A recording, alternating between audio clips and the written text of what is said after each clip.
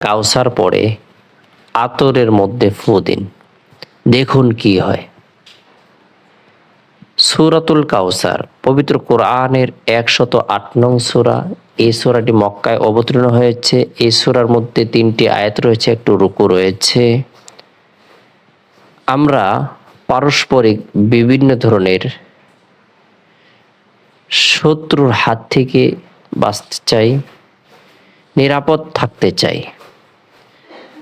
আল্লাহ তাআলার গায়েবী সাহায্য লাভ হোক এমনটি কামনা করি, বাসনা করি।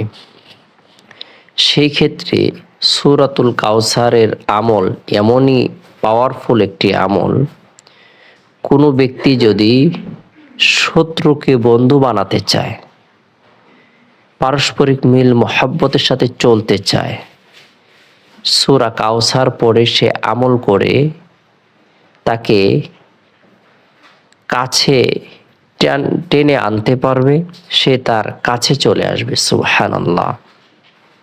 অনেক সময় দেখা যায় আমাদের খুব গভীর সম্পর্কের মানুষ দূরে সরে যায়, দূরত্ব থাকার চেষ্টা করে। সেই ক্ষেত্রে আমরা প্রত্যেকে যদি আল্লাহ তাআলার কালামুল্লাহ এমনই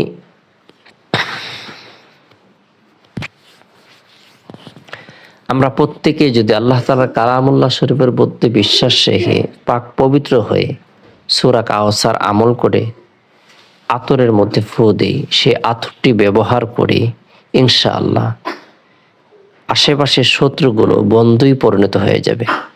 আল্লাহ তাআলা আপনার আমার পদমর্যাদাকে বৃদ্ধি করে দিবেন, পেরেশানিকে দূর করে দিবেন।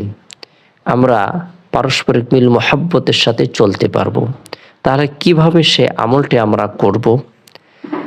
আমি যার ভালোবাসা কামনা করব, যে শত্রুকে আমার বন্ধু বানাতে চাই, যে বন্ধু আমার থেকে দূরে সরে গেছে, সে আমার শত্রু হয়েছে, তাকে যদি আমি কাছে পেতে চাই, অথবা ভাই ভাই থেকে দূরে সরে গেছে, তাকে যদি আমি কাছে পেতে চাই, স্বামী স্ত্রীর মধ্যে যদি আমরা পারস্পরিক মহব্বত বৃদ্ধি করতে চাই, তাহলে আমরা একটি আতরের শিশি নিব, পাক পবিত্র অবস্থায় অর্থাৎ ওযু সহকারে বিসমিল্লাহির রহমানির রহিম পাঠ করে আমরা সূরা কাউসার তেলাওয়াত করব। বিসমিল্লাহির রহমানির রহিম, ইন্না আ'তাইনাকাল কাউসার ফাসসাল্লি লিরাব্বিকা ওয়ানহার, ইন্না শানিআকা হুয়াল আবতার।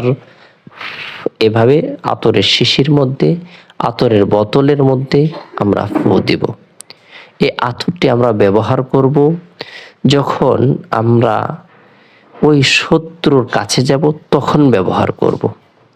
সে আমার আতরের ঘ্রাণ শোনার পরে সে আমার কাছে ভিড়তে শুরু করবে, আমার সাথে তার মহব্বত সৃষ্টি হবে, সে আমার